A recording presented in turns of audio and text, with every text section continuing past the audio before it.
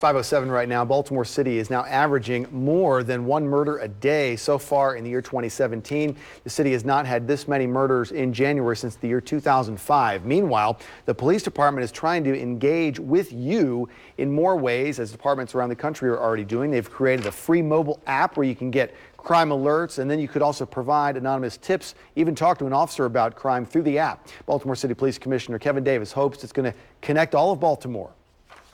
Our goal is to make it easy and simplistic for people to connect with our police department. This app will give you a one-stop shopping to connectivity, to data, our website, and our website is still being redesigned as we speak. We're getting there. The Baltimore City website, tip services, social media, and so much more. The department says the Baltimore State's attorney and the commissioner are scheduled to meet this week. The topic to be talking about an old protocol that forces police to get permission from the state's attorney's office before charging for murder and other serious crimes.